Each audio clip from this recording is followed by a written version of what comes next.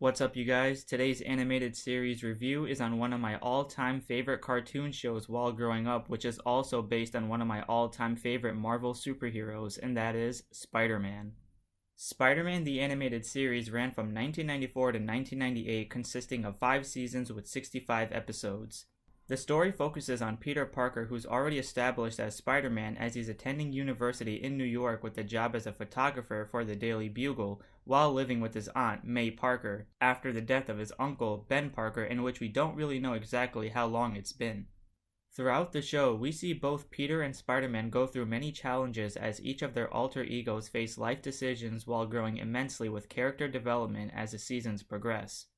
One of the most impressive and mesmerizing things about this show as I watched throughout my childhood is the animation used, as it contains a US studio with a mix of a Japanese studio contributing, a stylistic form of art using hand-drawn designs along with 3D backgrounds and digital effects.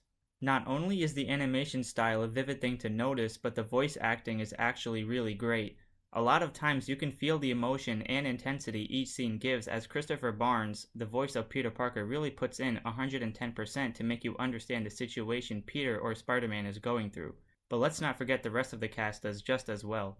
And speaking of characters, this is where the series shines the most, as it contains a plethora of cameos, special guests, and familiar faces from iconic franchises. To start things off, of course we have most of our familiar and well-known characters like J. Jonah Jameson, Aunt May, Mary Jane, Felicia Hardy / Black Cat, and Harry Osborn, just to name a few.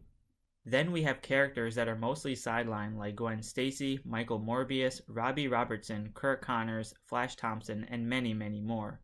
One of the things to note is the alternate storylines created just to give it a different spin or universe, as some things have been changed for the sake of the show. However, as for the villains, we get the iconic Sinister Six with a little change in the lineup: Wilson Fisk, Eddie Brock / Venom, Carnage, Alistair Smythe, Hobgoblin, and most importantly Norman Osborn aka Green Goblin. But that's just scratching the surface, as there is plenty of minor villains or cameos by Dormammu, Doctor Doom, Spot, who is one of my favorites, and Red Skull throughout the show, along with Hammerhead and Tombstone. However, one of the most disappointing things about the villain roster is the neglection of Sandman, as we are introduced to Hydro Man instead. And speaking of villains, did anyone notice that most of the main characters are all wearing green? Next, another great reason why I love this show are the special appearances of allies. For example, we get one of my favorite characters like Prowler, Daredevil, along with Doctor Strange. Then to really kick some ass, we get the X-Men. Now what more can a kid want? Then, near the end, we get a really cool assemble of the so-called Avengers, and I use that term loosely, as Iron Man, War Machine, Captain America, and the Fantastic Four all help out to save the universe. Unfortunately, with all these huge names, many did not appear, as they either had cameos in other animated series or simply had their own show. But the Hulk was the one that I was expecting the most, since at the time of the 90s, those who had their own show did appear, with the exception of Silver Surfer.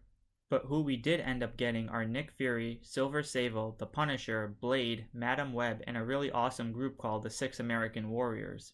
As the series starts to wrap up, we also get introduced to the Spider-Verse, where you get many Spider-Men in a few episodes like Scarlet Spider, the Six-Armed Spider-Man, and my all-time favorite version, the Armored Spider-Man. It literally just keeps building up suspense until you reach the last episode, where you get none other than Stan Lee himself to appear in an alternate universe before concluding in a cliffhanger.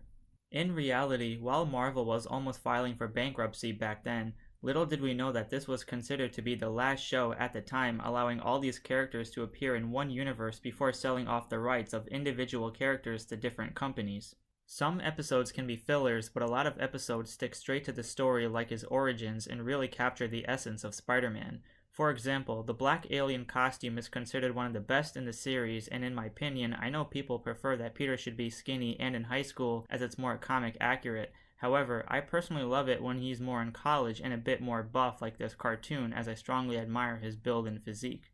Spider-Man the Animated Series is such a fantastic show. I remember all the times I woke up early Saturday mornings to watch it on Fox Kids in the 90s while playing with the action figures. Despite changing up the storylines, character traits, and a few repetitive swinging scenes, it still holds a very high ranking as one of the best Marvel cartoon shows to date. If you've never seen this show, I highly suggest you to watch it. Therefore, Spider-Man the Animated Series gets an A. Thanks for watching. Give a like and subscribe for more animated series reviews, and stay tuned for the next episode.